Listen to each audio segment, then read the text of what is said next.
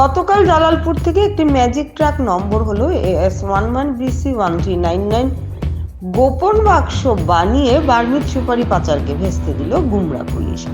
একই সঙ্গে আরও একটি বিলাসবহুল গাড়ি যার নম্বর হলো AS11B6172 দিয়ে বার্মিজ সুপারি পাচারের পথে আটক করে পুলিশ। চালক পালাতে সক্ষম হয়। এছাড়া ওই রাতে এসকে টিপার যার নম্বর হলো AS11DC6676 গাড়িতেও বার্মিজ সুপারি পাচারকে আটকে দেয় পুলিশ।